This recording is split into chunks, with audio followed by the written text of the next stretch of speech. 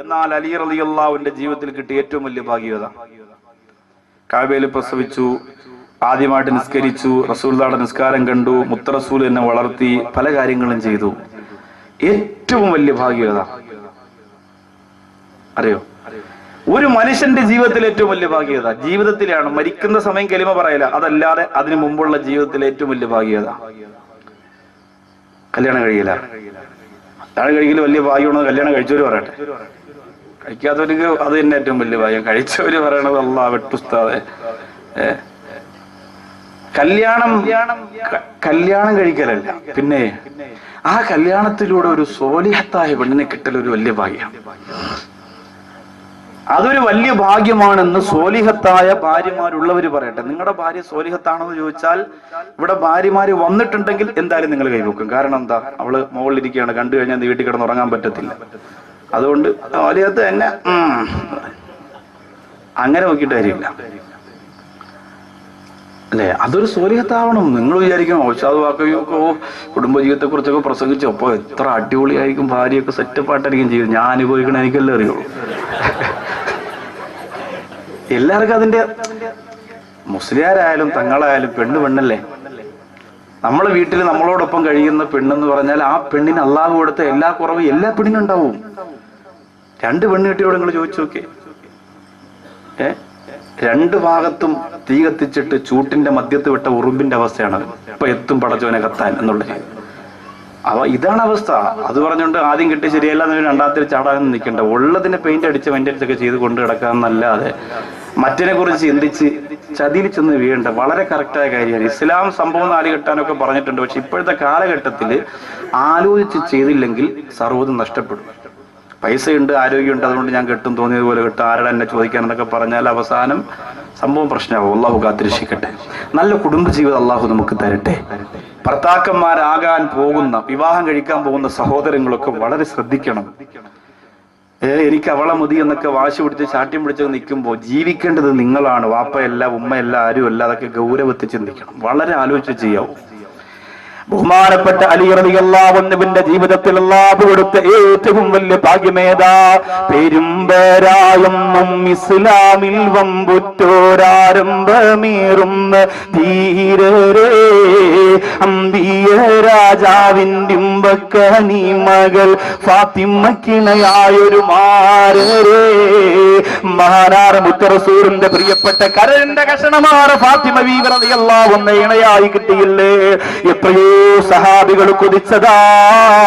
അന്ന് വിവാഹത്തിന് പ്രായം ഒരു പ്രശ്നമായിരുന്നില്ല.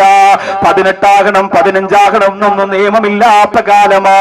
പ്രായവ്യത്യാസം എന്നെ ഒരുപാട് ആളുകൾക്ക് വിവാഹം കഴിക്കാൻ അനുമതിയുള്ള കാലമാ. എത്രയോ പ്രിയപ്പെട്ട സഹാബികൾ വന്ന് ആരംഭ റസൂലിനോട് ചോദിച്ചതല്ലേ, അല്ലാഹുവിന്റെ റസൂലേ എനിക്ക് തരൂ നിങ്ങളുടെ റോസാപ്പൂ പൊഴിക്കുന്ന പൊന്നുമോള്, പനിതീർദളങ്ങളൊന്ന് വീണ് കിടക്കുന്ന സൗകുമാരിതയിലെ ലോകത്തെ പ്രകാശത്തിന്റെ പ്രഭപരത്തിപ്പോടെ ഫാത്തിമ റളിയല്ലാഹു അൻഹ എനിക്ക് തരുവോ നബിയേ? ഞാൻ തറയിൽ വെക്കാതെ നോക്കിക്കൊള്ളാൻ നബിയേ. അവസാനം അല്ലാഹുവിന്റെ തീരുമാനം വന്നത് ഈന്തമരത്തിന്റെ ചോട്ടിലെ പുല്ല് ചെത്തിയിട്ട് ജീവിക്കുന്ന പാവപ്പെട്ടവനാര് അലി റളിയല്ലാഹു അൻഹുവിന് കൊടുക്കാനാണ്. അതിൽ കൂടുതൽ ഭാഗ്യമിനി അലിയാർ നിങ്ങൾക്ക് വേറെ കിട്ടാനുണ്ടോ? ജീവിതത്തിന്റെ കഷ്ടപ്പാടും കണ്ണീരും ഒക്കെ അനുഭവിച്ച് വീട്ടിലേക്ക് വരുമ്പോ ഞാനുണ്ടെന്ന് പറഞ്ഞ് വാരി പുണരുന്ന ഒരു ഇണയെ കിട്ടണമെങ്കിൽ എന്റെ ചെറുപ്പക്കാരെ അല്ലാഹു തരുന്ന വലിയ ഭാഗ്യം തന്നെയാണ്. അല്ലാഹു തരുന്ന വലിയ ഭാഗ്യം തന്നെയാണ്. അതെല്ലാവർക്കും കിട്ടണമെന്നില്ല. മലബാറിന്റെ തീരത്ത് എനിക്ക് പരിചയമുള്ള ഒരു പ്രിയപ്പെട്ട സഹോദരൻ അപകടം പറ്റിയും നിറഞ്ഞപ്പോ ഞാൻ കാണാൻ പോയി. ഞാൻ വീട്ടിലേക്ക് ചെല്ലുമ്പോ ഞാൻ സാധാരണ പോകുന്ന വാഹനത്തിലല്ല പോയത്. അതുകൊണ്ട് ഞാനാണ് വരുന്നതെന്നവർക്ക് മനസ്സിലായില്ല. വീടിന്റെ സിറ്റ് ഔട്ടിൽ തന്റെ പ്രിയപ്പെട്ട അപകടം പറ്റിയ ഭർത്താവിനെ ശുശ്രൂഷിച്ചുകൊണ്ടിരിക്കുകയാണ് ഭാര്യ. കാലൊടിഞ്ഞ് കൈയൊടിഞ്ഞു പോയ പ്രിയപ്പെട്ട ഭർത്താവിന്റെ 2 കൈയും ഒരു കൈയും ഒരു കാലും ഒടിഞ്ഞു പോയി. അതേ സിറ്റ് ഔട്ടിലെ ഒരു കസേരയിൽ ഇരിക്കുകയാണ്. ഒടിയാത്ത കാലൊരു സ്റ്റൂളിന്റെ മുകളിൽ കയറ്റി വെച്ചിരിക്കുകയാണ്. തന്റെ പ്രിയപ്പെട്ട ഭാര്യ കാലിങ്ങനെ ഞെക്കിക്കൊടുക്കുകയാണ്. അല്ലാഹുവേ, വെള്ളം തുണിയിൽ നനച്ചിട്ട് ഭർത്താവിന് കുളിക്കാൻ കഴിയില്ലല്ലോ. ആ പ്രിയപ്പെട്ട ഭർത്താവിന്റെ ശരീരത്തിലേക്ക് ഇങ്ങനെ പിടിച്ചു കൊടുക്കുകയാണ്. ഞാൻ ചെന്നപാട് ആ പ്രിയപ്പെട്ട സഹോദരൻ എഴുന്നേറ്റകത്തേക്ക് പോയി. ആ സഹോദരൻ കരഞ്ഞുകൊണ്ട് പറഞ്ഞു, എനിക്ക് അല്ലാഹു തന്ന ഭാഗ്യമാണ്. എന്റെ ഉമ്മ പോലും അപകടത്തിൽ പെട്ടിട്ട് എന്നെ ഒന്ന് കാണാൻ വന്നില്ല. എനിക്ക് അല്ലാഹു തന്ന ഭാഗ്യമാണ്. എന്റെ പ്രിയപ്പെട്ടവൾ എന്റെ മൂത്രമെടുത്ത് പുറത്തുകൊണ്ട് കളയുന്ന, എനിക്ക് ശുദ്ധീകരിച്ചു തരുന്ന, എന്റെ ശരീരം സംരക്ഷിക്കുന്ന എന്റെ പ്രിയപ്പെട്ടവൾ. അങ്ങനെ എത്രയോ കാഴ്ചകൾ ഈ പാവപ്പെട്ടവൻ കണ്ടിട്ടുണ്ട്. ചാവക്കാട് നട്ടെല്ല് തളർന്നിട്ട് കിടന്ന ഒരു പ്രിയപ്പെട്ട സഹോദരൻ കല്യാണം കഴിച്ച 3-ാമത്തെ മാസം നട്ടെല്ല് ഒടിഞ്ഞ് കിടന്നു പോയതാ. അല്ലാഹുവേ, ആ പ്രിയപ്പെട്ടവന് 4 വർഷത്തോളം പ്രിയപ്പെട്ട ഭാര്യ ആര് പറഞ്ഞിട്ടും കേട്ടില്ല. ഇനി ഒരിക്കലും ജീവിതത്തിലേക്ക് മടങ്ങി വരാൻ കഴിയില്ല. ഭാര്യമാര് ശാരീരിക ബന്ധത്തിൽ ഏർപ്പെടാൻ കഴിയില്ല എന്ന് ഡോക്ടർമാര് പറഞ്ഞപ്പോഴും ഇക്കാ ഞാൻ എങ്ങനെയാണ് നിങ്ങളെ മറക്കുക എന്ന് പറഞ്ഞുകൊണ്ട് ആ പ്രിയപ്പെട്ടവന്റെ വിഷമം മാറ്റാൻ, ആ പ്രിയപ്പെട്ടവനെ സംരക്ഷിക്കാൻ വേണ്ടി 4 വർഷത്തോളം കൂടെ നിന്ന് അവസാനം മഹലിലെ ഉസ്താദുമാരും നാട്ടുകാരും ഒക്കെ നിർബന്ധിച്ചിട്ടാണ് മറ്റൊരു കല്യാണത്തിന് മനസ്സ് വെച്ച് ഈ ഭർത്താവിനെ പറഞ്ഞ് ഇസ്ലാമിക നിയമപ്രകാരമുള്ള ഒഴിവാക്കലും കഴിഞ്ഞ് പുറത്തു പോയതെങ്കിൽ എന്റെ പ്രിയപ്പെട്ട പെങ്ങളെ, വിദേശ രാജ്യത്ത് കിടന്ന് കഷ്ടപ്പെടുന്ന ഭർത്താവിനെ മറന്ന് അടുക്കളയുടെ പിന്നാമ്പുറത്തെ വാതില് മസിൽ മണ്ണിന് വേണ്ടി തുറന്നു കൊടുക്കുന്ന പെണ്ണ്, കാത്തിരിക്കുന്നൊരു ഖബറിന്റെ കത്ത് തലയുള്ള പാമ്പുകളാ, കാത്തിരിക്കുന്നൊരു നരകത്തിന്റെ കനൽക്കെട്ടകളാ. ദുനിയാവിന്റെ രസത്തിന് വേണ്ടി അത് ചിന്തിക്കല്ലേ പൊന്നുമോള്.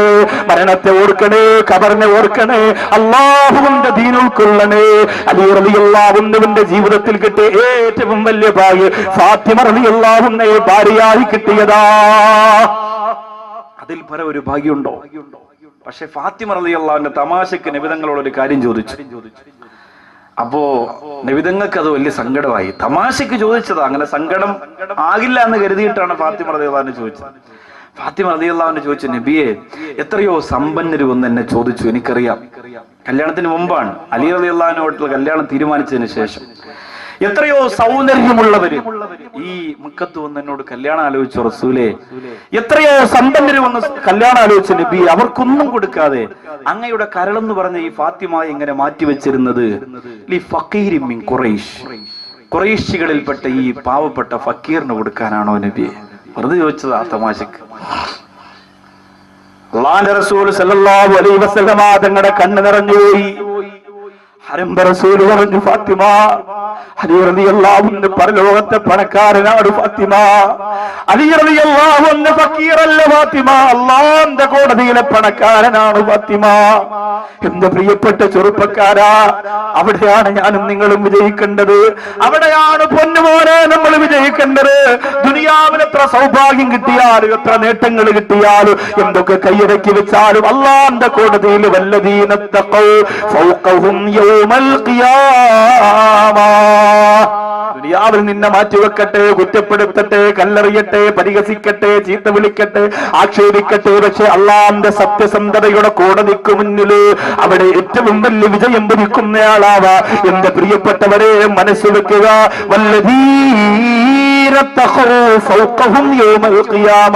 അവിടെ അല്ലാഹു നോക്കുന്നത് കെട്ടിനപ്പുറമുള്ള തഖ്വയാണ്, മറ്റിനപ്പുറമുള്ള തഖ്വയാണ്, ശൈലിനപ്പുറമുള്ള തഖ്വയാണ്. ആ തഖ്വയുള്ളവർക്ക് വിജയം ഭരിക്കുന്ന ലോകത്ത് എന്റെ അലിയാരിതങ്ങള് സമ്പന്നനാണ് ഫാത്തിമ എന്ന് അല്ലാഹുവിന്റെ റസൂൽ നബി മുഹമ്മദ് മുസ്തഫ സല്ലല്ലാഹു അലൈഹി വസല്ലമ തങ്ങൾ പറഞ്ഞു കൊടുത്തു. പക്ഷേ അലിയാരിതങ്ങൾക്ക് കണ്ണീരായിരുന്നു ഫാത്തിമാരെ കിട്ടുമെന്ന് പറഞ്ഞപ്പോ. സന്തോഷമുണ്ടെങ്കിലും കണ്ണീരായിരുന്നു. എന്താ കാരണം? നമ്മളെ പോലെ അലി റളിയല്ലാഹു അൻഹുവിന് 1,00,000 രൂപയുടെ ഓഡിറ്റോറിയം ബുക്ക് ചെയ്യാൻ കാശില്ല. മോളെ ത്രാസിൽ കയറ്റി തൂക്കി നോക്കിയിട്ട് 60 കിലോ ഉണ്ട്, 60 കിലോ സ്വർണം. മോളെ തൂക്കത്തിന് തുലാഭാരം പോലെ സ്വർണം കൊടുത്ത് കെട്ടിക്കാനൊന്നുമില്ല. അലി റളിയല്ലാഹു അൻഹുവിന് പെണ്ണ് കെട്ടുമ്പോ തന്റെ കുടുംബത്തിൽപ്പെട്ട ഓരോരുത്തർക്കും മാറി മാറി കല്യാണത്തിന്റെ ഒന്ന് ഉടുത്തൊരുങ്ങി ആഹ്ലാദിക്കാൻ ഡ്രസ്സുകൾ എടുത്തു കൊടുക്കാൻ കാശില്ല. അല്ലേ? നമ്മുടെയൊക്കെ സഹോദരിമാർ ഇവിടെ വലിയ നിയമങ്ങൾ ഇല്ലാതിരുന്നിട്ട് പോലും ഒരു 50,000, 1,00,000, 2,00,000 രൂപയുടെ ഡ്രസ്സ് എടുക്കും വീട്ടിൽ ആരുടെ കല്യാണം നടന്നാലും. കണ്ണൂരിലും കാസർഗോഡൊക്കെ പോയാലുണ്ടല്ലോ, ഒരു പുതുമണവാട്ടിയുടെ പെണ്ണിനെടുക്കുന്ന ഡ്രസ്സ് 3 മണവാട്ടിയുടെ ഡ്രസ്സിന്റെ വിലയാണ്. അത്രയ്ക്ക് പവറ. ഉമ്മമാർക്കാണ് ഒരുക്കം, പെമ്മുക്കുട്ടിയേക്കല്ല. ഉമ്മമാർക്കാണ് ഒരുക്കം. എത്ര പണം നമ്മൾ പൊടിച്ചു കളയുന്നു. എന്റെ മുമ്പിലിരിക്കുന്ന സഹോദരങ്ങളോട് പറയാം, എന്റെ കല്യാണം നിങ്ങൾക്കറിയാം. അഭിമാനത്തോടു കൂടി പറയാം, എത്ര നിങ്ങൾക്ക് ചുരുക്കാൻ പറ്റും അത്രയും ചുരുക്കണം. ചുരുക്കാൻ വേണ്ടിയിട്ട് വിളിച്ചോടി രജിസ്റ്റർ വിവാഹം നടത്തി കളയരുത്. അത് പറഞ്ഞ എനിക്ക് ഞാൻ ചുരുക്കാൻ തയ്യാറാന്ന് പറഞ്ഞ് എവിടെയെങ്കിലും വിളിച്ചോണ്ട് രജിസ്റ്റർ വിവാഹം നടത്തി 10 രൂപ കേസല്ലേ ഉള്ളൂ, റാഹത്തായി വാക്കവി പറഞ്ഞ പിന്നെ അതിനപ്പുറം ഇല്ല. അങ്ങനെ എന്റെ പേരിൽ പഴിയാരുത്. അപ്പോ ചുരുക്കാന്ന് പറഞ്ഞ ഒരു മാതൃകയായിരിക്കണം നമ്മുടെ കല്യാണം.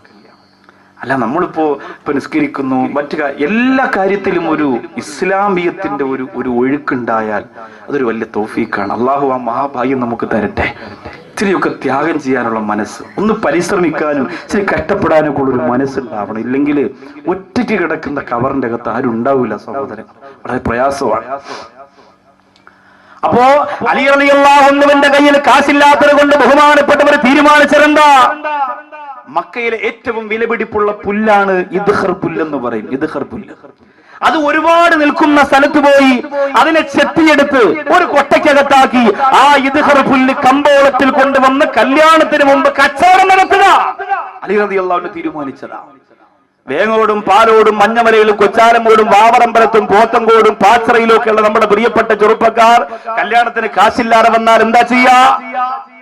പലിശക്കാരനെ വിളിക്കും. അല്ലോ അണ്ണ, അങ്ങനെ സ്ത്രീധനൊക്കെ ഒരുപാടുണ്ട്, എന്നാലും എന്റെ കയ്യിൽ ഒരു നിലനിൽപ്പിനൊന്നുമില്ല, ഒരു 1 ലക്ഷം എങ്ങനെയും ഒന്ന് കുറഞ്ഞ പലിശക്ക് എങ്ങനെയും ഇച്ചിരി ഒന്ന് മറിച്ച് തന്ന പിന്നെ 2 മോതിരം മിക്കപ്പോൾ റെഡിയാവും, കുഴപ്പമൊന്നുമില്ല. അതൊക്കെ പെണ്ണ് സംഭവമൊക്കെ സെറ്റപ്പാണ്. ഞാൻ കണ്ടു, സ്വർണ്ണമൊക്കെ ഇഷ്ടം പോലെ ഉണ്ട്. ഞാൻ ഫോണിലൂടെ ഒന്ന് ചൊല്ലലുണ്ട്, കാര്യങ്ങളൊക്കെ പറയലുണ്ട്.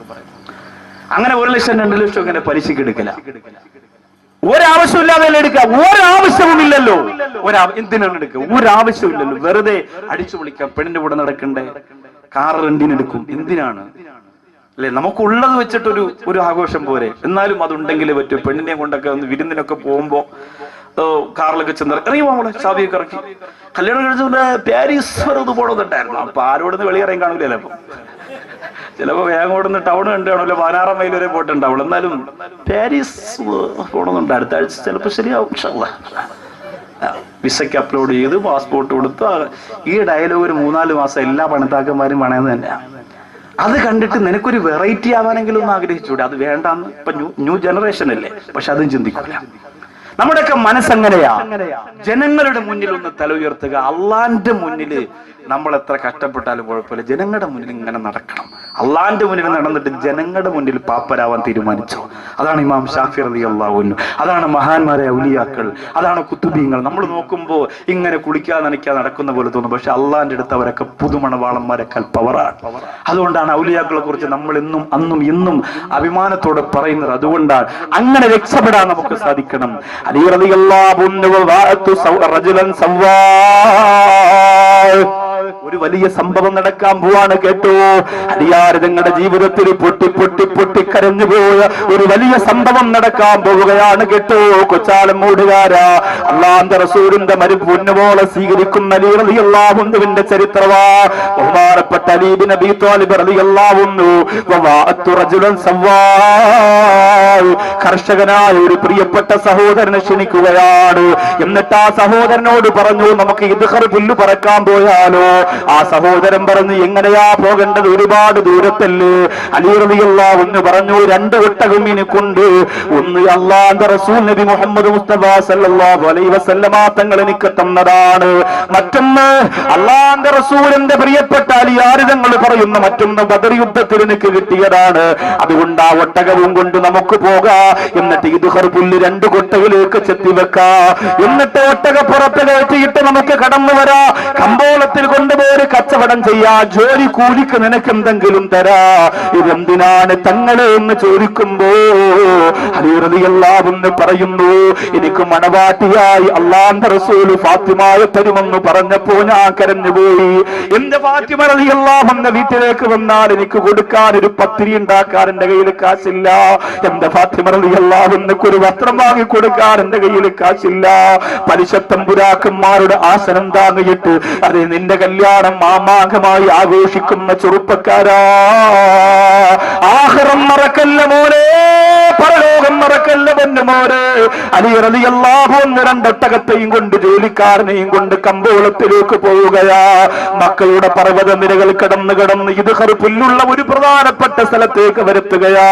ഒട്ടകത്തെ മരുഭൂമിയുടെ ഒരു ഭാഗത്ത് നിർത്തിയിട്ട് ആ രണ്ടുപേരും കൂടിയിട്ട് പുല്ല് ചെത്താൻ വേണ്ടി ചെല്ലുകയാണ്. അല്ലാഹുവേ, ഫാത്തിമ റളിയല്ലാഹു അൻഹയുടെ മണിമാരനതാ പുല്ല് ചെത്തുകയാ. എന്നിട്ട് ഒട്ടകത്ത് തലയിൽ ചുമന്നുകൊണ്ട് ഒട്ടകത്തിന്റെ അടുത്തേക്ക് എത്തുമ്പോഴാണ് ആ രംഗം നടന്നത്. അല്ലാഹുവേ, ആരംഭ റസൂൽ കൊടുത്ത ഒട്ടകമുണ്ടല്ലോ, ബദർ യുദ്ധത്തിൽ കിട്ടിയ ഒട്ടകമുണ്ടല്ലോ, ആ ഒട്ടകത്തെ ആരോ കഴുപ്പറുത്ത് കഷണമാക്കി കൊന്നിട്ടിരിക്കുകയാണ്. അലി റളിയല്ലാഹു അൻഹു മുത്ത റസൂലിന്റെ മുമ്പിൽ പരാതി പറഞ്ഞപ്പോഴാണ് ഈ സംഭവം ലോകമറിയുന്നത്. ആ പുല്ലുകെട്ടിറക്കി വെച്ചിട്ട് റസൂലുള്ളാഹിയുടെ മുമ്പിൽ നിന്ന് പൊട്ടിക്കരയുകയാണ്. എന്നിട്ട് പറയുന്നു, യാ റസൂലല്ലാഹ്, ഫലം അംലിക ഐനയ്യ ഹീന റഅയ്തു യാ ഹബീബല്ലാഹ്. ആ ഒട്ടകം ചത്തു കിടക്കുന്ന കണ്ടപ്പോ, അതിനെ അറുപ്പറപ്പിട്ടിരിക്കുന്നത് കണ്ടപ്പോൾ എന്റെ കണ്ണിനെയും എന്റെ മനസ്സിനെയും എനിക്ക് നിയന്ത്രിക്കാൻ കഴിഞ്ഞില്ല. ഞാൻ പൊട്ടിക്കരഞ്ഞു പോയി തങ്ങളേ എന്നല്ലാഹുവിന്റെ റസൂൽ സല്ലല്ലാഹു അലൈഹി വസല്ലമ തങ്ങളോട് പറയുകയാ. എന്റെ പ്രിയപ്പെട്ട യുവാക്കളോട് പറയുന്നു, അല്ലാഹനെ മറന്നുകൊണ്ടുള്ള ആഘോഷത്തിന് രംഗത്ത് വരല്ലേ പൊന്നുമോനെ. നീ ചെയ്തത് അല്ലാഹു ചോദിക്കുന്നത് നിന്നോട് മാത്രമാണ്. നീ ചെയ്തത് ചോദിക്കുന്നത് നിന്നോട് മാത്രമാണ്, നിന്നോട് മാത്രമാണ്. പാലോട് മുസ്ലിം ജമാഅത്തിൽ എപ്പോഴും നിസ്കരിക്കാൻ വന്നിരുന്ന 19 വയസ്സുള്ള ഷമീം എന്ന പൊന്നുമോന് ക്യാൻസർ വന്ന് മരിച്ചുപോയത് നിങ്ങളുടെ കൺമുമ്പിൽ മിച്ചല്ലേ. നിങ്ങളുടെ മുന്നിലൂടെ ഓടിച്ചാടി കളിച്ചിരുന്ന എന്താവശ്യത്തിനും ഓടി വരുന്ന മിഥിലാജ് എന്ന പൊന്നുമോൻ പോയത് നിങ്ങളുടെ കൺമുമ്പിലല്ലേ.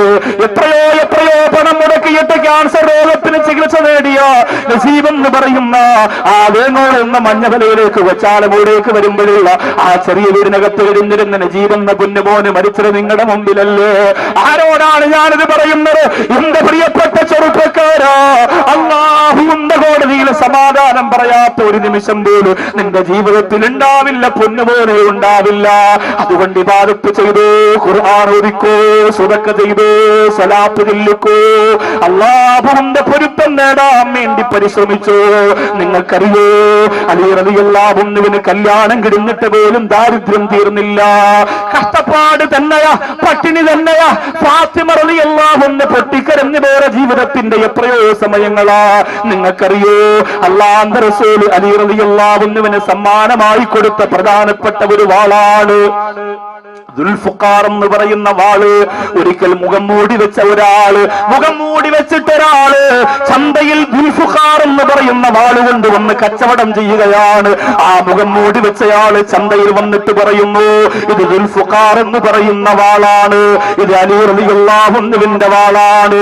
ഈ വാൾ ആവശ്യമുള്ളവര് വരിക, ഒരു നല്ല തുക തന്നാൽ ഈ വാള് ഞാൻ നിങ്ങൾക്ക് തരാ. ബഹുമാനപ്പെട്ട ഇബ്നു അർഖം റളിയല്ലാഹു അൻഹുവിന്റെ പ്രിയപ്പെട്ട ഉപ്പ ആ വാൾ കണ്ടിട്ട് ഓടി വരികയാണ്. അല്ലാഹുവേ, ഇതെന്റെ അലിയാർ ഞങ്ങളുടെ വാളല്ലേ, എന്റെ അലിയാർ ഞങ്ങളുടെ വാളല്ലേ. ആരാണ് ഇതിവിടെ കച്ചവടം ചെയ്യാൻ കൊണ്ടുവന്നത്? അലി റളിയല്ലാഹു അൻഹു ഒരുപാട് ഇഷ്ടപ്പെട്ടിരുന്ന വാളാ. ഒരുപക്ഷെ അലി റളിയല്ലാഹു അൻഹു കാണാതെ കൊണ്ടുവന്നതാണോ, അലി റളിയല്ലാഹു അൻഹു അറിയാതെ മോഷ്ടിച്ചു കൊണ്ടുവന്നതാണോ? ആ വാളങ്ങോട്ട് വിൽക്കുന്ന മുഖം മൂടി വെച്ച ആളിന്റെ മുമ്പിൽ ഇബ്നു അർഖമിന്റെ പിതാവ് പോയിട്ട് പറഞ്ഞു, ആരടാണ് മുഖം മൂടി അഴിക്കുക, ആരടാണ്? എന്റെ അലിയാർ ഞങ്ങളുടെ ദുൽഫുഖാർ എന്ന് പറയുന്ന വാള് കമ്പോളത്തിൽ കൊണ്ടുവന്ന് കച്ചവടം ചെയ്യാൻ മാത്രം മോഷണ വിദഗ്ധനായ നീ ആരാന്ന് എനിക്കറിയണമെന്ന് പറയുമ്പോ ആ മുഖം മൂടി മാറ്റിയപ്പോ അല്ലാഹുവേ, അത് മഹാനായ അലി റളിയല്ലാഹു അൻഹു തന്നെയായിരുന്നു. ഇബ്നു അർഖമിന്റെ വിരൽത്തുണ്ട് പിടിച്ചപ്പുറത്തേക്ക് കൊണ്ടുപോയിട്ട് പറയുന്നു, പുറത്തു പറയല്ലേ. ബഹുമാനപ്പെട്ടവരോട് ചലിയേ, നിങ്ങൾ എന്തിനാണ് ചെയ്തത് അലിയേ? ജീവിതത്തിൽ എന്ത് നഷ്ടപ്പെട്ടാൽ റസൂലുള്ളതെന്ന ഈ വാള് ഞാൻ നഷ്ടപ്പെടുത്തൂലാന്ന് പരസ്യമായി പറഞ്ഞ അലിയേ, ഈ വിലപ്പെട്ട വാള് വാങ്ങാൻ ആയിരക്കണക്കിന് ആളുകൾ ഇവിടെയുണ്ടല്ലോ, അതെന്തിനാണ് ഇവിടെ കൊണ്ടുവന്നതെന്ന് ചോദിക്കുമ്പോ അലി റളിയല്ലാഹു അൻഹു പറയുകയാണ്, റസൂലുള്ളാഹിയുടെ കരളിന്റെ കഷണം എന്റെ വീട്ടിന്റെ അകത്ത് പട്ടിണിയായിട്ടും 8 ദിവസമായി. റസൂലുള്ളാഹിയുടെ പൊന്നുമോള് ആരൊക്കെ വന്ന് ചോദിച്ചു, എത്രയോ പണക്കാര് വന്ന് ചോദിച്ചു, എത്രയോ സൗന്ദര്യന്മാര് വന്ന് ചോദിച്ചു, എത്രയോ സമ്പന്നന്മാര് വന്ന് ചോദിച്ചു, മുത്ത് റസൂല് കൊടുത്തില്ലല്ലോ, കൊടുത്തില്ലല്ലോ. ആ പൊന്നുമോള് എന്റെ വീട്ടിൽ പട്ടിണിയായിട്ട് 8 ദിവസമായി. കൊച്ചാലമൂട്ടിലുള്ള പെങ്ങന്മാര് പട്ടിണി എറിഞ്ഞിട്ടുണ്ടോ? കൊച്ചാലമൂട്ടിലുള്ള ചെറുപ്പക്കാര് പട്ടിണി എറിഞ്ഞിട്ടുണ്ടോ? നമ്മുടെ വാപ്പമാരറിഞ്ഞിട്ടുണ്ട്. യുവാക്കളെ, നമുക്ക് ഭക്ഷണം വാരി തരുമ്പോ നമ്മുടെ പ്രിയപ്പെട്ട വാപ്പ പട്ടിണിയായിരുന്നു, നമ്മളറിഞ്ഞില്ല. എന്റെ ഉമ്മ പോലും എന്റെ അടുത്ത് എത്ര പ്രാവശ്യം പറഞ്ഞിട്ടുണ്ടെന്നറിയുമോ? പൊന്നുപോലെ, ചെറിയ പ്രായത്തിൽ നിങ്ങൾക്കൊക്കെ ഞങ്ങൾ ഭക്ഷണം വാരി തരുമ്പോ അത് കഴിക്കാൻ അതിനേക്കാൾ ആർത്തിയുള്ള വിശപ്പ് ഞങ്ങൾക്ക് ഉണ്ടായിരുന്നു. പക്ഷേ നമ്മുടെ മക്കളല്ലേ, അവര് വളരണമല്ലോ എന്ന് പറഞ്ഞ് ഞങ്ങൾ വാരി തന്നതാണ്. അമ്മമാരെ ഉപ്പമാരെ മറക്കല്ലേ മക്കളെ. അവരെ പൊരുത്തമില്ലാതെ റബീഉൽ നബിദിനമില്ല, ഉംറയില്ല, ഹജ്ജില്ല, നമസ്കാരമില്ല. അല്ലാഹുവേ, ഞങ്ങളുടെ പാവപ്പെട്ട ഉമ്മ, ഞങ്ങളുടെ പാവപ്പെട്ട വാപ്പ, അവർക്ക് നീ സ്വർഗം കൊടുക്കണയല്ല, അവർക്ക് നീ സ്വർഗം കൊടുക്കണയല്ല. ഈ മജ്‌ലിസിൽ വന്നിരിക്കുന്ന സഹോദരങ്ങൾക്ക് അവരുടെ മാതാപിതാക്കൾക്ക് കൊടുക്കാൻ പറ്റുന്ന ഏറ്റവും വലിയ ഒരു സമ്മാനമായിട്ട് ദുആ എത്തിച്ചു കൊടുക്കണയല്ല. അലി റളിയല്ലാഹു തആല അൻഹുവിന്റെ ചരിത്രത്തിലൂടെ ആ കഷ്ടപ്പാട് ദാരിദ്ര്യം അനുഭവിച്ച അലിയാർ ഞങ്ങൾ പറയുകയോ, എന്റെ പ്രിയപ്പെട്ട ഫാത്തിമ 8 ദിവസം കൊണ്ട് പട്ടിണിയാ, കൊടുക്കാൻ എന്റെ കയ്യിലൊന്നുമില്ല. ഞാനൊരു ഭർത്താവല്ലേ, ഒരു ഉത്തരവാദിത്വം വേണ്ടേ? ഒരു കാരക്കയുടെ കീറ് പോലും എന്റെ ഫാത്തിമാക്ക് കഴിക്കാനില്ലാത്ത ഒരു അവസ്ഥ വന്നപ്പോഴാണ് എന്റെ മനോഹരമായ വാൾ കൊടുക്കാമെന്ന് ഞാൻ തീരുമാനിച്ചതെന്ന് മഹാനായ അലി റളിയല്ലാഹു അൻഹു പറയുമ്പോ, നമ്മൾ എത്രയോ സൗഭാഗ്യവാന്മാരാണ് ചെറുപ്പക്കാരാ, നമ്മൾ എത്രയോ ഭാഗ്യവതികളാണ് പെങ്ങളെ. ഒരുപാട് പണമുണ്ടെന്ന് പറഞ്ഞ് അഹങ്കരിക്കേണ്ട ചെറുപ്പക്കാരാ. കൊച്ചാലമൂടിലെ പ്രിയപ്പെട്ട സംഘാടകർ ഇങ്ങനെ ഒരു പ്രോഗ്രാം വെക്കുമ്പോ നിങ്ങൾ പലരും പല സ്ഥലത്തിരുന്ന് പറഞ്ഞിട്ടുണ്ടല്ലോ, അതവർക്ക് പുട്ടടിക്കാനുള്ളതാണ്, അതവരുടെ പള്ള വിർപ്പിക്കാനുള്ളതാണ്, അതവർക്ക് പേരും പെരുമയും ഉണ്ടാക്കാനുള്ളതാണ്. ഒരു പെൺകുട്ടിയുടെ കല്യാണത്തിന് വേണ്ടി എന്ന് പറഞ്ഞ് 3 പാവപ്പെട്ട പെൺമക്കളുടെ കല്യാണം അഭിമാനത്തോടെ അവർ നടത്തിയില്ലേ, അഭിമാനത്തോടെ നടത്തിയില്ലേ, അഭിമാനത്തോടെ നടത്തിയില്ലേ. ഞാൻ ബഹുമാനപ്പെട്ട നാസിമുദ്ദീൻ സാറിനോട് ഇന്ന് വൈകുന്നേരം ചോദിച്ചതാ, പാലോട് പള്ളിയെ കുറിച്ച് ഒരു അഭിമാനത്തോടെ നമ്മളൊക്കെ ചർച്ച ചെയ്തിരുന്നു. ഒരു പാവപ്പെട്ട സാധുവാര പെൺകുട്ടിയുടെ കല്യാണമോടെ സ്വലാത്ത് വാർഷികത്തിന് നടത്തിയപ്പോ പിന്നെ നടത്തിയില്ലേ എന്ന് ചോദിച്ചപ്പോ സാറ് പറഞ്ഞു, പിന്നെ അതിനെ കുറിച്ച് ഒരു ആലോചന വന്നില്ല, ഒരു ചർച്ച വന്നില്ല. അതുകൊണ്ട് ഇൻഷാ അല്ലാഹ് ഞാൻ പറഞ്ഞു, സാറേ തുടങ്ങണം. എന്റെ പ്രിയമുള്ളവരെ, ഒരു പേരിന് വേണ്ടിയിട്ടല്ല. സാധുക്കളായ ഒരു പെൺകുട്ടികളുടെ അവസ്ഥ എന്ന് പറയുന്നത്, കൊച്ചാലമൂട് വന്നിരിക്കുന്നവര് ചിലപ്പോ നിങ്ങൾക്ക് പറഞ്ഞാ മനസ്സിലാവൂല. ഒരു പണമുള്ളയാളിന്റെയും ഒരു പണമില്ലാത്ത ആളിന്റെയും ഉദാഹരണം ഞാൻ പറഞ്ഞു തരട്ടെയോ? പണമുള്ള ആൾ ആരെന്നറിയുമോ? കിളിമാനൂർ ആത്മഹത്യ ചെയ്തുപോയ പ്രിയപ്പെട്ട സഹോദരിയെ കുറിച്ച് നിങ്ങൾക്കറിയുമല്ലോ. ഞാൻ ഒരുപാട് വിശദീകരിച്ചിട്ട് ആ കുടുംബത്തിന്റെ സങ്കടം കൂട്ടുന്നില്ല, അതിനെനിക്ക് താല്പര്യമില്ല. ആരെങ്കിലും മരണപ്പെട്ടു എന്ന് കേൾക്കുമ്പോൾ മണിക്കൂറുകളോളം അവരെ കുറിച്ച് പറഞ്ഞ് ഞാൻ സമയം കളയുന്നതല്ല. ഒരു ഗുണപാഠത്തിന് വേണ്ടി പണത്തെ ബഹുമാനിക്കുന്നവരോട്, പണം ഇഷ്ടപ്പെടുന്നവരോട് ശരീരം നിറച്ച് സ്വർണ്ണാഭരണങ്ങളിട്ട് കൊച്ചാലമൂടിലൂടെ മഞ്ഞമലയിലൂടെ പോത്തുംകോടോട് ഞാനാണ് ഏറ്റവും വലിയ കോടീശ്വരിയൊച്ച മഞ്ഞ നടക്കുന്ന പെണ്ണ്, നീ പഠിക്കാൻ വേണ്ടി പറയുകയാണ്. കിളിമാനൂർ കുടുംബത്തിൽപ്പെട്ട ആത്മഹത്യ ചെയ്ത പാലത്തിന്റെ മുകളിൽ നിന്ന് താഴേക്ക് ചാടിയ പൊന്നാരയിത്തയുണ്ടല്ലോ, ആ ഇത്താക്ക് പണത്തിന് വല്ല കുറവുണ്ടായിരുന്നോ? ഗൾഫിൽ ഭർത്താവ് നടത്തുന്ന വലിയ ബിസിനസ് സാമ്രാജ്യമുണ്ടല്ലോ, സാമ്പത്തികത്തിനൊരു കുറവുമില്ലായിരുന്നു. പക്ഷേ ഒരു ബിസിനസ്സുമായി ബന്ധപ്പെട്ട എന്തോ ചില സാങ്കേതികമായ തകരാറുകൾ പറയാൻ ഞാൻ ഇഷ്ടപ്പെടുന്നില്ല. ആ തകരാറ് വന്നപ്പോ മനസ്സിന്റെ അകത്തേക്ക് ഇബ്ലീസ് കടന്നു ചെല്ലുകയാ. അല്ലാഹുവേ, ഞങ്ങൾക്ക് അങ്ങനെ ഒരു തോന്നല് നീ തരല്ലേ അല്ലാ. മനസ്സിന്റെ അകത്ത് ഇബ്ലീസ് കടന്നു വന്നപ്പോ ആ ഉമ്മ വിചാരിച്ചതെന്തെന്നറിയോ? 3 മക്കളെയും കൊന്നിട്ട് മരിച്ചു കളയുക. പറഞ്ഞ പോലെത്ര എളുപ്പം, പറഞ്ഞ പോലെത്ര പെട്ടെന്ന് കഴിഞ്ഞു. 20 കൊല്ലമായി ഉസ്താദേ ഒരു കുഞ്ഞുണ്ടായില്ല, ദുആരക്കണം. എത്ര ആളുണ്ട് പറയാൻ? 25 കൊല്ലമായി ഉസ്താദേ കുഞ്ഞുങ്ങളെ കാണുമ്പോ ചങ്കുപൊട്ടുകയാണ്. എനിക്ക് അല്ലാഹു ഒരു കുഞ്ഞിനെ തന്നില്ല. എത്രയോ ആളുകളുണ്ട്, ഏത് മക്കാമ കണ്ടാലും പോയി ദുആരക്കും. ആര് സ്വതക്ക ചോദിച്ചാലും കൊടുക്കും, ഏത് പള്ളിയിലും ദുആ ചെയ്യാ പൈസ കൊടുക്കും. അല്ലാഹുവേ, ഏത് ഡോക്ടറുടെ പേര് പറഞ്ഞാലും പോയി കാണിക്കും ഒരു കുഞ്ഞിന് വേണ്ടി. കുഞ്ഞിന്റെ വിലയേറിയില്ലല്ലോ. ഇബ്ലീസ് മനസ്സിന്റെ അകത്ത് കിടന്നാ പിന്നെ വേറെന്താണ് ചിന്തിക്കുക? 2 വയസ്സുള്ള പൊന്നുമോളെ എങ്ങനെയാണ് പുഴയിലേക്ക് എറിയാൻ തോന്നുക? ഞാനിന്ന് എന്റെ വീട്ടിൽ നിന്ന് ഇറങ്ങുമ്പോ ഇന്നും പ്രസംഗമുണ്ടോ എന്ന് എന്റെ പൊന്നുമോ ചോദിച്ചു. ഒരു ദിവസം വീട്ടിൽ നിൽക്കാൻ കിട്ടിയ ദിവസം എന്റെ പ്രിയപ്പെട്ട കൊച്ചാലമൂട് നജീബ് ഉൾപ്പെടെയുള്ള കൂട്ടുകാരോടുള്ള മഹബത്ത് കൊണ്ട് ആ ഒരു ദിവസം അവർക്ക് വേണ്ടി കൊടുക്കുമ്പോ എന്റെ പ്രിയപ്പെട്ടവര്, എന്റെ മക്കളെ പോലും മറന്ന് 2-3 മണിക്കൂർ ഇവിടെ വന്ന് നിൽക്കാമെന്ന് തീരുമാനിച്ചത് എനിക്കും അല്ലാഹുവിന്റെ കോടതിയിൽ എന്തെങ്കിലുമൊക്കെ കിട്ടണ്ടേ എന്ന് നിയത്ത് വെച്ചിട്ടാണ്. അല്ലാഹുവേ, 2.5 വയസ്സുള്ള ആ പ്രിയപ്പെട്ട പൊന്നുമോളെ പാലത്തിന്റെ മുകളിൽ നിന്ന് താഴേക്ക് വലിച്ചെറിയാൻ വേണ്ടി ആ പെണ്ണ് വന്നല്ലോ. 7 വയസ്സുള്ള 6 വയസ്സുള്ള 2 ആൺമക്കളെയും കൊണ്ടുവന്നു. മക്കളെ, ഉമ്മച്ചി ആദ്യം വാവയെടുത്ത് പുഴയിലേക്ക് എറിയും, അത് കഴിഞ്ഞിട്ട് ഉമ്മച്ചി ചാടും, പിന്നെ മക്കളെ നിങ്ങളും ചാടണം. ഇനി നമുക്ക് ജീവിക്കണ്ട മക്കളെ, നമുക്ക് ജീവിക്കണ്ട മക്കളെ. ജീവിതത്തിൽ വെള്ളം കണ്ടാ പേടിക്കുന്ന ആ മക്കൾ പറഞ്ഞു, ഉമ്മ ഞങ്ങളുടെ കുഞ്ഞുവാവേറിയല്ലേ ഉമ്മ, ഞങ്ങളുടെ കുഞ്ഞുവാവേറിയല്ലേ ഉമ്മ, ഞങ്ങളുടെ കുഞ്ഞുവാവേറിയല്ലേ ഉമ്മ. കുഞ്ഞുമക്കളെന്ന് പറഞ്ഞാൽ എത്ര സ്നേഹമാണ് പെങ്ങളെ, കുഞ്ഞുമക്കളെന്ന് പറഞ്ഞാൽ എത്ര ഇഷ്ടമാണ് പ്രിയപ്പെട്ടവരെ. അല്ലാഹുവേ, ആ 2.5 വയസ്സുള്ള കുഞ്ഞിനെ താഴേക്ക് വലിച്ചെറിഞ്ഞത് ദാരിദ്ര്യം കൊണ്ടല്ല, പണമില്ലാത്തത് കൊണ്ടല്ല, കഷ്ടപ്പാട് കൊണ്ടല്ല. എന്റെ കൊച്ചാല മൂട്ടിലെപ്പുണ്ടോ ഈമാൻ നഷ്ടപ്പെട്ടു പോയപ്പോ മനസ്സിന്റെ അകത്തേക്ക് ഇബ്ലീസ് കടന്നു എന്നിട്ട് നിർബന്ധിച്ചതാ.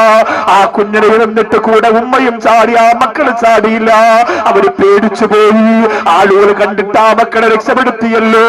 എന്നാൽ എന്റെ പ്രിയപ്പെട്ടവരെ, തിരുവനന്തപുരം ജില്ലയില് 21 വയസ്സുള്ള വികലാംഗയായ പെണ്ണുമോൾ ആത്മഹത്യ ചെയ്തതെന്തിനാ? വാപ്പയാണ് അവരെ നോക്കിയത്. വികലാംഗയായ മോളും വികലാംഗനായ മോനും. അല്ലാഹുവേ, വാപ്പച്ചിയാണ് നോക്കിയത്. വാപ്പ നെഞ്ചുവേദന വന്ന് മരിച്ചപ്പോ 21 വയസ്സുള്ള പൊന്നുമോള് കഴുത്തിൽ കുരുക്കിടുകയാണ്.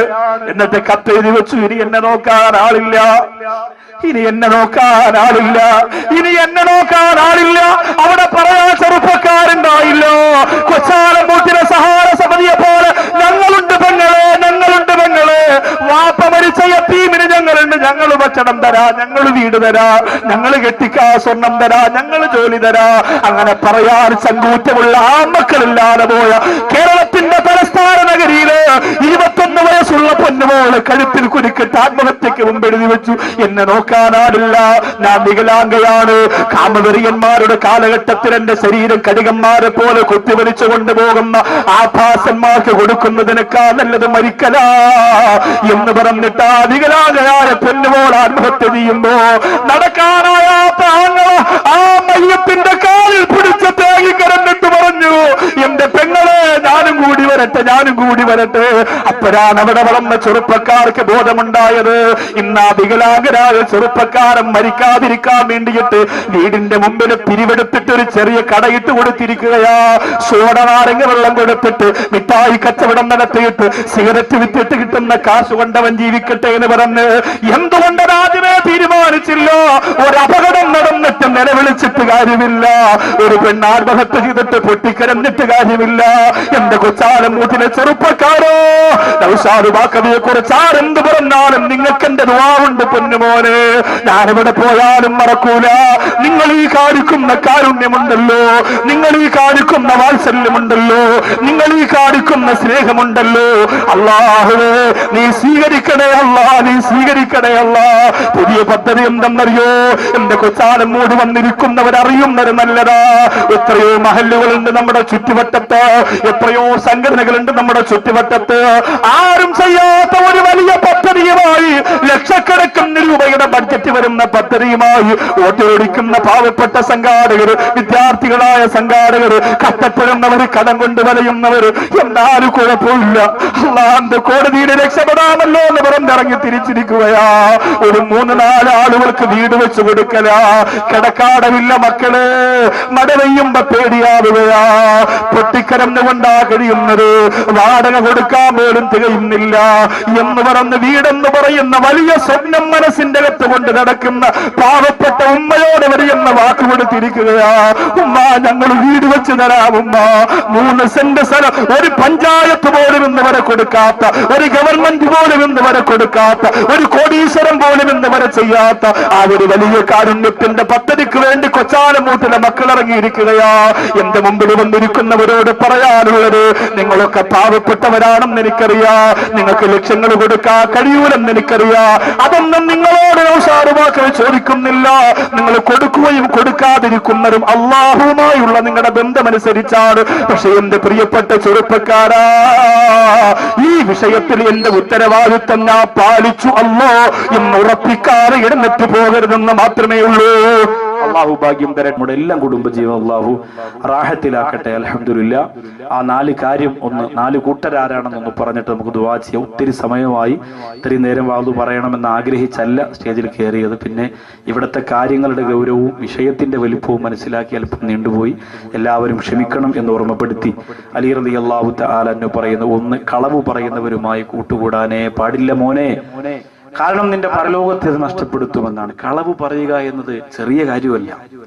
അതൊരു മനുഷ്യനെ വഞ്ചിക്കലാണ്, പറ്റിക്കലാണ്, അള്ളാഹുവിനെ തെറി വിളിക്കുന്നതിന് തുല്യമാണ്. നമ്മുടെ നാവ് എന്തും പറയാൻ ഉള്ള ഒരു സാധനമായിട്ട് നാം കാണരുത്. സഹോദരിമാരും സഹോദരങ്ങളും വളരെ ശ്രദ്ധിക്കണം. ജീവൻ റൂഹ് പിരിയുന്ന ടൈമിൽ അത് പറയണമെങ്കിൽ ആ വിഷയത്തിന്റെ ഗൗരവം അത്ര വലുതാണ് എന്ന് നമ്മളെല്ലാവരും ചിന്തിക്കണം. രണ്ടാമത്, ബഹുമാനപ്പെട്ട അലി ബിൻ അബീ ത്വാലിബ് റളിയല്ലാഹു അൻഹു പറഞ്ഞു കൊടുത്തു, തന്റെ പ്രിയപ്പെട്ട മക്കളോട് മകനോട് സമയം പാഴാക്കുന്നവരോട് പിന്നെ കൂട്ടുകൂടാൻ പാടില്ല. സമയം പാഴാക്കുക എന്ന് പറഞ്ഞാൽ എല്ലാത്തിനും ഒരു പരിധിയുണ്ട്. ഗെയിം കളിക്കുക, ക്രിക്കറ്റ് കളിക്കുക, വെറുതെ കടയിൽ വന്നിരിക്കുക, അതിനൊക്കെ ഒരു ടൈമുണ്ട്. അതിനപ്പുറത്തേക്ക് നമ്മൾ പോയാൽ നമുക്കത് വലിയ നഷ്ടമാണ്. ഇപ്പോ എന്നെ സംബന്ധിച്ചിടത്തോളം എന്റെ വീട്ടിൽ 4 ആൺകുട്ടികളാണ്, 4 മക്കളാണ്. അതിൽ 3 മക്കൾക്കും ഇപ്പോൾ ഗൾഫിലൊക്കെ പോകുമ്പോൾ ഇപ്പൊ ആളുകൾ എന്ത് ചെയ്യും, ഉസ്താദ് എന്താ പോകുമ്പോൾ വേണ്ടത്, എന്ത് വേണ്ടെന്ന് പറഞ്ഞാൽ എന്തെങ്കിലുമൊക്കെ പൊതിഞ്ഞൊക്കെ തരും. അതില് എന്റെ മക്കൾക്ക് കളിക്കാൻ വേണ്ടി ടാബ് വാങ്ങിയത്. എല്ലാവർക്കും ഇപ്പൊ ടാബാണ് വലിയ ഇഷ്ടം. ഇരിക്കട്ടെ ഉസ്താദ് എന്ന്. അപ്പൊ ഞാൻ വിചാരിച്ചു, ഞങ്ങളും അല്ലേ, ഞാൻ പണ്ട് ദീപാവലിക്ക് ഒരു പടക്കം വാങ്ങാൻ വേണ്ടി എന്തൊക്കെ വാപ്പാരെ നടിച്ചു മാറ്റിയെന്നുള്ള പോലെ അന്നൊന്നും ആരും ഒന്നും വാങ്ങിച്ചില്ല. അന്ന് നമുക്കിതൊന്നും അറിയില്ലല്ലോ.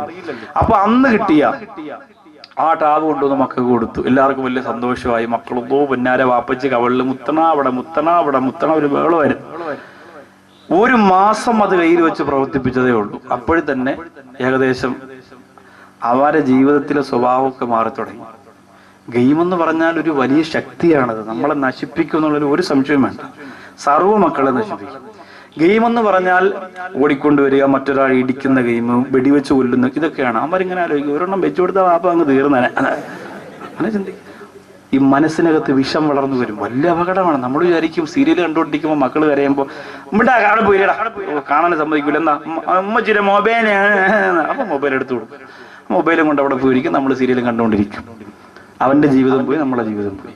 ഇത് രണ്ടും തീരും. അപ്പൊ അതുകൊണ്ട് ആ 3 മൊബൈലും വലിച്ചു പൊട്ടിച്ചു, തറയിലിട്ട് കൊടുക്കും. കാരണം മാറ്റി വെച്ചാൽ അവന്മാര് എന്റെ മക്കളല്ലേ, എവിടെ വെച്ചാലും അവന്മാർ അടിച്ചു മാറ്റും. വല്ലാഹി പൊട്ടിച്ചു. പൊട്ടിച്ചപ്പോ തൻസീർ ഉണ്ടായിരുന്നു അവിടെ. തൻസീർ വലിയ മൊബൈലുടെയൊക്കെ വേങ്ങോട്ട് ഇട്ട് ആകെ പ്രയാസത്തിൽ നിൽക്കുകയാണ്. ഇപ്പൊ എങ്ങനെ ചെയ്യും, അടയ്ക്കാനും വയ്യ, തുറക്കാനും വയ്യ, ആകെ പ്രശ്നത്തില്ല. അപ്പൊ അവൻ പറഞ്ഞു, ഉസ്താദേ എന്റെ കടയിൽ കൊണ്ടൊന്ന് വിറ്റിരുന്നെങ്കിൽ എന്തായാലും ഒരു 10,000 രൂപ നീ കിട്ടിപ്പോയി. ഞാൻ പറഞ്ഞു എടുത്തോണ്ട് പോയിക്കോ. അങ്ങനെ കൊണ്ടുപോയി ബോഡിയൊക്കെ തട്ടി റെഡിയാക്കി ഒട്ടിച്ചൊക്കെ അവിടെ വെച്ചിരിക്കണം എന്ന് തോന്നുന്നു. അതിന് വാങ്ങിക്കണമെങ്കിൽ അവന്റെ വണ്ടയ്ക്ക് തന്നെ. അപ്പൊ ഇത് സംഭവം എന്താണെന്നറിയോ, ഇത് നമുക്കൊക്കെ ജീവിതത്തിൽ അല്ലേ, നമ്മുടെ മക്കളുടെ മനസ്സ് മാറുമ്പോൾ നമ്മൾ അതനുസരിച്ച് നമ്മൾ മാറണം, ഇല്ലെങ്കിൽ പ്രശ്നമാണ്. അപ്പൊ അവരുടെ ആ വിഷമം നമ്മൾ മാറ്റി കൊടുക്കണം. അലി റളിയല്ലാഹു അൻഹു 3ാമത് തന്റെ പ്രിയപ്പെട്ട മക്കളോട് പറഞ്ഞു കൊടുത്തു, പിശുക്കന്മാരോട് കൂട്ടുകൂടാൻ പാടില്ല. 3 മണിക്കൂർ വാത് പറഞ്ഞ ഇന്നത്തെ സദസ്സില് ഇത്രയും കരഞ്ഞ് ഈ ചരിത്രവും കാര്യങ്ങളൊക്കെ പറഞ്ഞിട്ട് 1 രൂപ ബക്കറ്റിലിടാത്ത ചില ആളുകൾ ഇതിന്റെ ഇടയിലുണ്ടാവും. ആലോചിച്ച് നോക്കിയേ, അവന്മാരെ എന്തിനു കൊള്ളാം? കുറ്റപ്പെടുത്തല്ല. നിങ്ങൾ ചിന്തിച്ചു നോക്കിയേ, നിങ്ങൾ ആലോചിച്ച് നോക്കിയേ. ഇപ്പോ എല്ലാരും നമ്മൾ ആലോചിച്ച് നോക്കി, നമ്മുടെ കയ്യിൽ വേറെ ഒന്നും പറഞ്ഞില്ലല്ലോ. നിങ്ങളെല്ലാവരും കാര്യമായിട്ട് സഹായിച്ചു, അൽഹംദുലില്ലാ. കൊടുക്കാത്തവർക്ക് ദേഷ്യം വന്നിട്ടൊന്നും കാര്യമൊന്നുമില്ല. നമ്മുടെ മനസ്സ് അലിഞ്ഞില്ലെങ്കിൽ, പാറ തോക്കുന്ന മനസ്സാണെങ്കിൽ പിന്നെ നമ്മളെ എന്തിനു കൊള്ളാമെന്ന് സ്വയം ചിന്തിക്കണം. അപ്പൊ ബാക്കി എല്ലാവരും കൊടുക്കട്ടെ, ഞാൻ ഇതിലൊന്നും പെട്ട ആളല്ല എന്നൊരു തോന്നൽ നിങ്ങൾക്ക് വന്നാൽ ഇനിയുള്ള മജ്‌ലിസുകളിലെങ്കിലും അത് മാറ്റണം. ബക്കറ്റിലെങ്കിലും നമ്മളൊരു 10 രൂപ ഇട്ടിട്ടുണ്ടെങ്കിൽ ഈ വിഭാഗത്തിൽ നിന്ന് രക്ഷപ്പെടുമല്ലോ.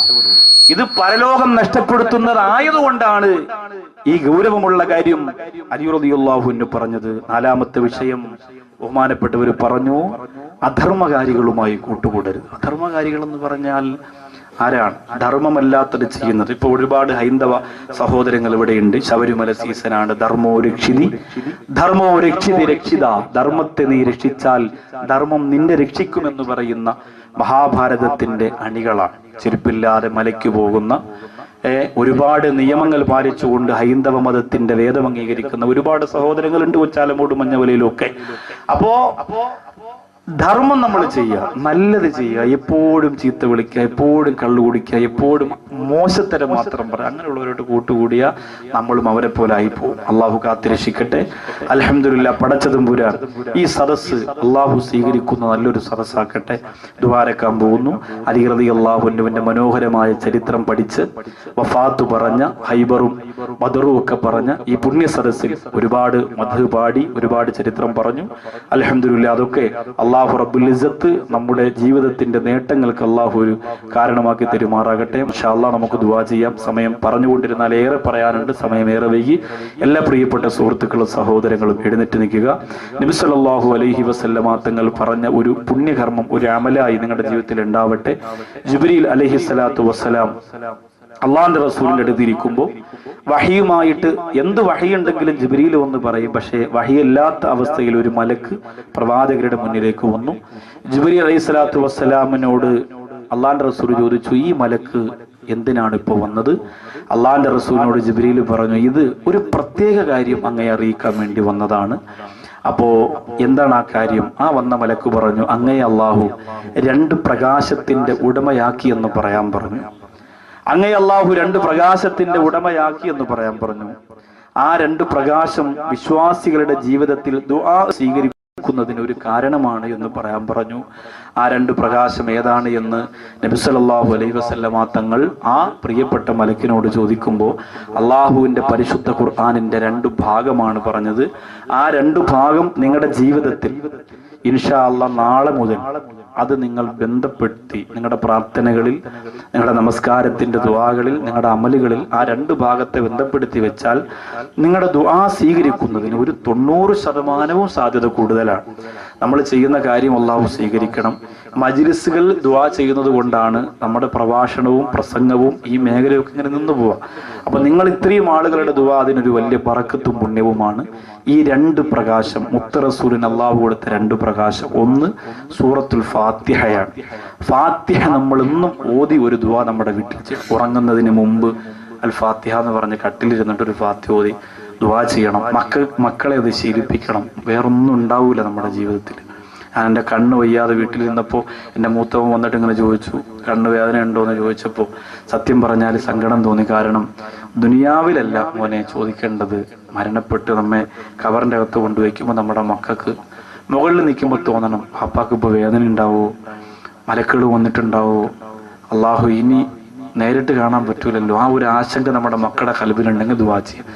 അപ്പോൾ ഇതൊക്കെ നമ്മൾ പഠിപ്പിച്ചു കൊടുക്കുമ്പോഴേ ആ ഒരു ബന്ധം ഉണ്ടാവുള്ളൂ. ഒന്ന് സൂറത്തുൽ ഫാത്തിഹ, മറ്റൊന്ന് അള്ളാഹുവിന്റെ പരിശുദ്ധ ഖുർആൻ സൂറത്തുൽ ബഖറയുടെ അവസാന ഭാഗമാണ് ആമന റസൂലു ബിമാ ഉൻസില എന്ന് തുടങ്ങുന്ന ആ